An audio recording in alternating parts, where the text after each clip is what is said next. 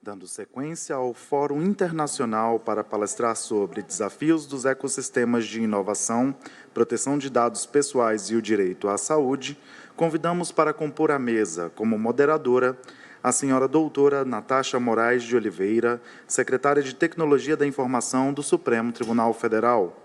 E como palestrantes, o senhor doutor Leandro Matos, neurocientista e professor da Singularity University, CEO da Cogniscience, e a senhora doutora Tainá Junquilho, advogada, professora do IDP e pesquisadora do ITS Rio. Doutora Natasha de Oliveira, a senhora está com a palavra.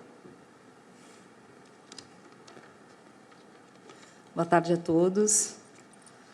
O bom de não ser a primeira palestra após o almoço é que a gente compete menos, né, com o sono desse momento. Então, com grande satisfação que dou início ao nosso próximo painel, intitulado Desafios dos Ecossistemas de Inovação, Proteção de Dados Pessoais e o Direito à Saúde. Em primeiro lugar, cumprimento e agradeço os nossos especialistas, o Dr. Leandro Matos e a doutora Tainá, essa que gentilmente aceitou o nosso convite de último instante para participar desse debate. Muito obrigada. Na época de profundas transformações que estamos vivendo e que tem a evolução tecnológica como grande aceleradora, a governança desses projetos de inovação adquire um papel fundamental. Um dos pilares dessa governança, de extrema importância, dado o potencial de transformação da realidade que essas tecnologias exponenciais possuem, é a sua regulamentação. Para refletirmos sobre as tecnologias exponenciais e essa regulamentação pelo mundo, nós ouviremos o Dr. Leandro Matos, que nos trará algumas aplicações dessas tecnologias já em andamento na área da saúde, e a doutora Tainá, que vai contribuir para esse debate com as suas pesquisas exatamente com relação a esse tema. Dr. Leandro Matos, então, nosso primeiro palestrante, é doutor em Neurociências pela Universidade Federal de Santa Catarina, mestre em Neuroengenharia pelo Instituto de Ensino e Pesquisa Alberto Santos Dumont, em Business Administration e Neuromarketing pela Florida Christian University e em Engenharia de Produção pela Universidade Federal de São Carlos. Professor da Singularity University em Neurociências, na HSM University em Neuromarketing e na ESIC, em Tomada de Decisão e Impacto Social. Cofundador e neurocientista na Cogniscience Stimuli, nômade digital. Por favor, Leandro, tens a palavra.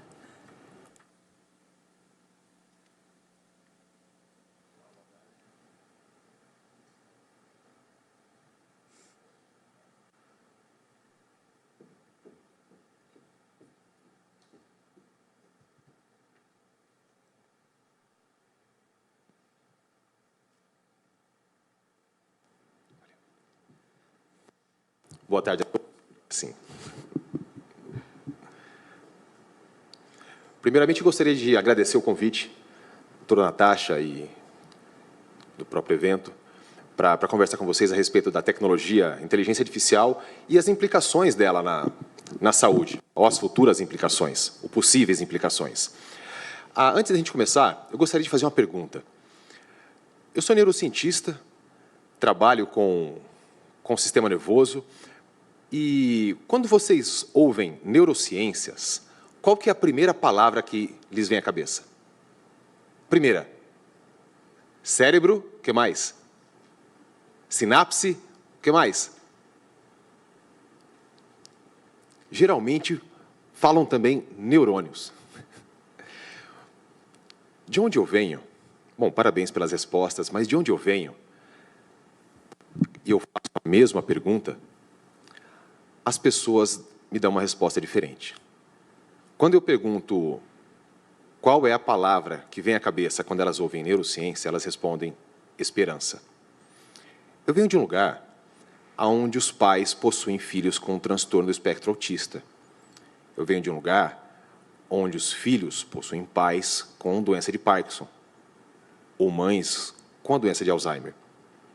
Eu venho de um lugar onde nós usamos tecnologia para empoderar ou ajudar as pessoas. E é desse lugar que eu gostaria de falar para vocês.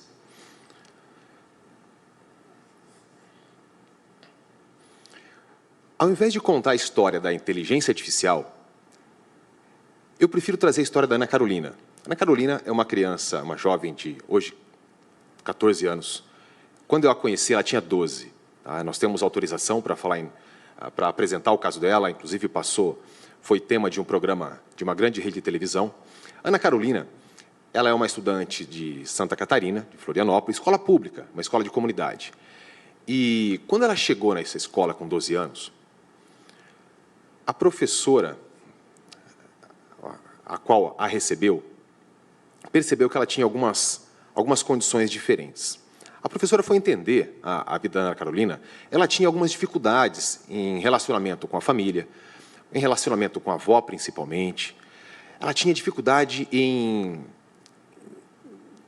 criar amizades, ela tinha dificuldades em aprendizagem, e ela tinha um laudo médico de déficit cognitivo. Quando ela chegou nessa escola, a professora, de nome Rosângela Kittel, é uma professora de educação especial. Não sei se vocês tiveram o prazer de conhecer professores de educação especial, mas muitas vezes são os professores mais apaixonantes que a gente possa conhecer. Todos eles são excelentes, mas o professor de educação especial, muitas vezes ele está ali por um propósito diferente. Esse propósito é a causa das pessoas. E a Rosângela percebeu que aquele laudo médico da Ana Carolina, dizendo déficit cognitivo, talvez não fizesse tanto sentido. Por que ela chegou a essa conclusão? Porque ela percebeu que alguns comportamentos da Ana eram um pouco diferentes. Ela se isolava socialmente, mas, por outro lado, a Ana Carolina era a aluna que mais frequentava a biblioteca. Todos os intervalos, a Ana estava na biblioteca. Ora, como uma pessoa pode ter déficit cognitivo lendo tantos livros, né? E essa dúvida ficou na cabeça da professora Rosângela. A professora, todo professor de educação especial, ele é formado nessas condições para identificar precocemente. Porém, é difícil para um professor fazer um escaneamento na sala. Aquela sala com 40 alunos, é difícil para o professor saber, olha, aquele aluno pode estar passando por situações de saúde mental debilitada, aquele outro aluno pode ter déficit de atenção. Isso é muito difícil para um professor. Só que o professor sabe o que é déficit de atenção, ele sabe o que é autismo, ele sabe muitas vezes o que é depressão. Difícil identificar dentro daquela massa da sala de aula. O que acontece, na verdade? Bom, nós temos uma população que tem necessidades ocultas abundantes. Que necessidades são essas? Necessidades de atendimento de saúde. Nós temos uma grande massa, temos um SUS que é exemplo para todo mundo, porém, a procura por serviços ainda é muito maior do que a oferta de capacidade operacional. O que nós percebemos? Existe, sim, o serviço de saúde, porém, ele é escasso comparado à procura que já existe. E o que acontece, o sistema de saúde, o que as empresas, o que o governo faz para tentar conscientizar a população sobre questões, como no caso nosso, o autismo? Bom, existe o mês com a cor azul, onde nós fazemos campanhas de conscientização, do Parkinson também acontece, do saúde mental também, porém sabemos que ela está aquém ainda da nossa necessidade. Como é que nós sabemos disso? Porque nós não temos ainda, efetivamente, a medicina preventiva acontecendo em massa no Brasil. Por quê? Porque as pessoas não sabem que precisam ir até o consultório a tempo. Muitas vezes vão tarde demais. E o que fazer? Bom, que tal? E se nós utilizássemos a tecnologia para tentar avisar essas pessoas precocemente que elas poderiam ir até um consultório? Ser atendidas por um profissional de saúde, serem avisadas sobre a condição de saúde que elas têm, no caso, o autismo. O autismo ele precisa ser identificado até os 3 anos de idade. O Brasil só identificou 0,15% dos seus autistas, ou seja, quase ninguém. A realidade brasileira é que a pessoa nasce autista, morre autista e não descobre que é autista. Só 0,15% dos autistas brasileiros foram identificados. Que tal se nós conseguíssemos identificar os 99,85% de autistas que estão na sociedade e pudessem avisá-los, ou avisar os pais, para que pudessem procurar, então, um serviço especializado? Bom, essa é a função da tecnologia. A tecnologia nunca vai ser um fim. A tecnologia sempre será uma ferramenta para empoderar o ser humano, assim como meus colegas anteriores falaram nas suas participações. Então, o que nós vimos quando nós unimos tecnologia, unimos impacto social, unimos ferramentas para apoiar o potencial dos médicos, dos profissionais de saúde? Bom, podemos colocar, então, uma lupa nessa população e essa ferramenta identificar possíveis comportamentos indicadores. Isso é muito importante salientar, porque não seria diagnóstico. O robô identificar ou fazer diagnóstico é algo muito complicado, e é muito arriscado também, eu concordo. Mas e que tal se ele identificasse possíveis comportamentos indicadores, apenas para avisar, para sugerir um atendimento médico? Não seria legal? Bom, seria excelente. E se nós fizéssemos isso, nós tornaríamos, então, não só os médicos ou os profissionais de saúde, que hoje são escassos, quando nós temos uma necessidade de maior atendimento da rede de saúde, o que é comumente falado? Precisamos aumentar o número de médicos. Só que eu tenho uma notícia que talvez não seja tão agradável. Não é possível aumentar tão rápido o número de médicos. Não é possível aumentar hoje o número de enfermeiros ou psicólogos. Então, nós precisamos de uma tecnologia que possa empoderar esses profissionais de saúde, que possa identificar precocemente, que possa colocar nas filas corretas essas pessoas, que às vezes a mesma pessoa que está numa fila de atendimento do autismo também está do déficit de atenção, também está do déficit cognitivo, e nós temos várias filas inchadas e profissionais de saúde não conseguindo atender a população. Essa história, ou essa possibilidade, mudou a vida da Ana Carolina. Ana Carolina, lá naquela escola, chamada EBIAS, em Cachoeira de Bom Jesus, em Florianópolis, foi impactada, ou a professora Rosângela utilizou uma ferramenta chamada triagem digital. É um robô. Eu sei que alguns chatbots de banco não são tão felizes quando tentam nos ajudar. Eu sei disso. Só que alguns chatbots, algumas ferramentas de conversação automatizada, podem sim ajudar muito, principalmente quem mais precisa. No caso da Ana, a professora Rosângela Kittel conversou com um chatbot que aprendeu a aplicar as escalas médicas, aquelas mesmas escalas utilizadas pelos médicos, pelos psicólogos dos consultórios. E esse robô, ele faz uma conversa orientada com um professor que não está habilitado a fazer essa triagem para autismo, por exemplo, porém, levanta possíveis comportamentos indicadores do transtorno do espectro autista. Quando a professora Rosângela utilizou essa conversa orientada pelo robô, que utiliza também a inteligência artificial para recomendar esse robô, enquanto a professora Rosângela fazia as perguntas, ele comparava com um banco de dados de autistas. E solta uma resposta probabilística. Olha, professora, vale a pena orientar os pais e levar essa criança até o consultório. Eu não tenho certeza. Eu estou fazendo uma triagem, estou longe de fazer um diagnóstico, porque isso é papel do médico, mas vale a pena. Quando isso aconteceu, a Rosângela conversou com a mãe foi até o consultório médico e levou as respostas desse chatbot. Que respostas são essas? As mesmas perguntas que o médico faria na primeira consulta, mas que já estavam prontas, feitas lá na escola. E por que na escola? Porque é o primeiro impacto, é onde as pessoas estão, muitas vezes necessitando dessa informação. A intenção minha não é falar sobre a ferramenta. A intenção minha hoje é chamar a atenção do poder da tecnologia, principalmente da inteligência artificial que hoje está disponível. E eu sei, eu concordo com os senhores e com as senhoras, dos riscos que nós estamos correndo, porque é algo muito novo, é algo que evolui a cada dia. Porém, por um outro lado, ela está abrindo portas para diversas possibilidades de aplicações que nós podemos ajudar com baixo custo e com uma força escalável para chegar lá naquelas pessoas que mais precisam e que não estão sequer sabendo que precisavam de ajuda. O final da história da Ana Carolina foi a identificação. Nós não conseguimos chegar precocemente, porque ela já tinha 12 anos. Só que hoje a Ana Carolina ela foi inclusa na escola. Os professores trabalham o tema autismo na sala. Os coleguinhas hoje sabem o que é autismo. Uma coleguinha, inclusive, doutora Natasha, disse o seguinte: quer dizer que ela não é esquisita, ela é só autista. Para a criança não tem problema ser autista. O problema é ser esquisita, é ser diferente. E a vida da Ana Carolina foi mudada, a vida da família da Ana foi mudada. O contexto da sociedade foi mudado, da escola. Por uma simples utilização de ferramenta? Não. Por uma simples colocação de informação onde ela precisava estar. Se nós dependêssemos que os professores ou que a mãe da Ana Carolina soubesse o que é autismo, nós precisaríamos de gerações para fazer isso acontecer. Esse é o poder da tecnologia. Ser usada como um catalisador. O que é um catalisador? Na química, catalisador é aquilo que acelera a reação. Esse é o poder.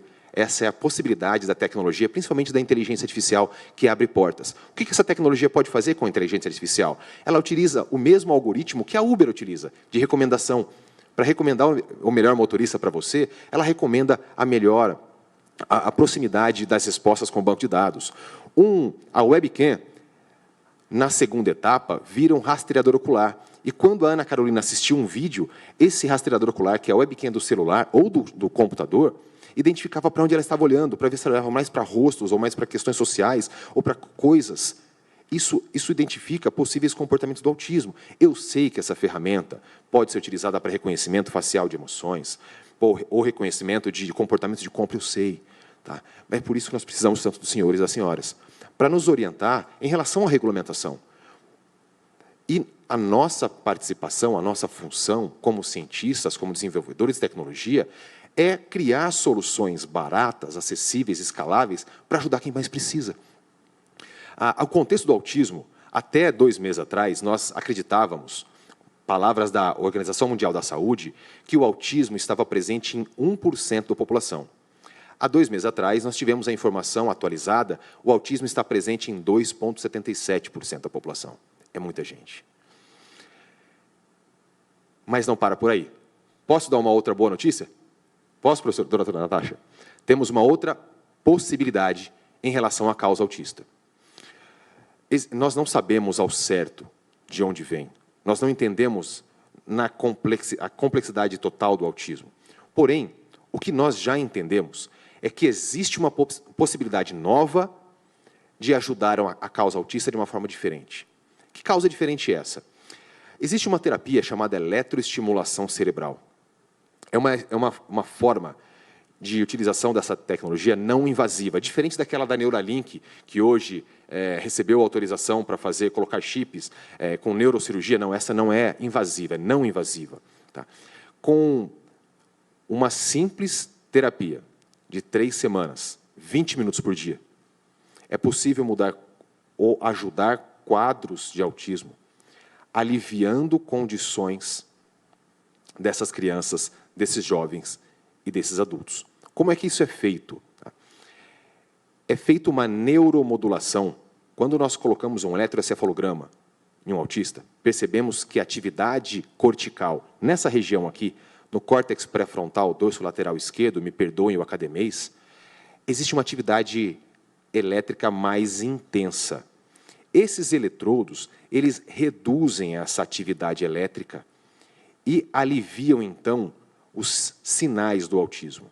Dessa forma, a terapia comportamental dos psicólogos, dos médicos, dos fonos, terapeutas ocupacionais, possuem capacidade de ter maiores taxas de sucesso e menores custos sociais. Isso é extremamente novo, isso é extremamente conhecido, validado pela academia. A eletroestimulação cerebral já é utilizada para Parkinson, para depressão, para apoio em vícios em droga, e agora está entrando para ajudar também a causa autista. O que a inteligência artificial faz nesse caso? Com o eletroencefalograma, ela pode calcular qual é a atividade elétrica desse autista, comparar com a atividade elétrica de uma pessoa neurotípica, ou, me perdoem um termo errado, mas uma pessoa que não está no espectro do autismo, compara e solta uma resposta probabilística de recomendação de qual é a carga elétrica para neuromodular aquele cérebro daquela criança específica. E temos aí a medicina especializada, personalizada. Quem faz isso também é a inteligência artificial. Então, eu gostaria de sonhar um pouco mais com os senhores, com a senhora, se vocês me permitirem. Se isso está dando certo uma questão tão complexa como é a causa autista, o autismo é um dos maiores enigmas da medicina atual. Se isso está dando certo na causa autista, que tal se nós também fizéssemos nas conhecidas doenças crônicas não transmissíveis? Não sei se todos vocês sabem, mas são 10 doenças que são as causadoras de 55% das mortes do mundo. Se nós tivéssemos a capacidade de identificar precocemente essas pessoas na sociedade, avisá-las a tempo que precisam de ajuda, irem até o consultório a tempo, gerando medicina preventiva e diagnóstico precoce, nós impactaríamos mais da metade das mortes do mundo. Isso utilizando tecnologia, inteligência artificial, empoderando não só a população, mas também o nosso tão querido SUS. Eu sei que eu posso estar sonhando, mas eu queria adiantar para vocês. Nós não estamos sonhando sozinhos. Isso já está acontecendo. Essa tecnologia venceu ano passado como um dos 10 melhores projetos acadêmicos do mundo, lá em Dubai. Ela venceu há 3 anos atrás como uma das 5 startups mais promissoras do mundo. E, às vezes, para resolver alguns problemas até então impossíveis, nós temos que sonhar alto, nós temos que ter ideias ousadas, e nós precisamos dos senhores e senhoras nos ajudando a até que ponto irmos. Então, eu fico muito feliz por esse convite, obrigado. Nós vamos começar agora o bate-papo, eu gostaria de responder a todas as perguntas que vocês tiverem, mas eu gostaria de deixar uma frase antes. A forma como nós vamos escolher competir ou colaborar definirá os próximos passos dessa jornada. Se nós vamos sermos empoderados pela inteligência artificial, se nós vamos reduzir a ação dela, se nós vamos conseguir fazer um balanceamento entre utilização e regulamentação. Na minha visão particular, essa é uma decisão, doutora Natasha, baseada numa palavra só: colaboração. Muito obrigado.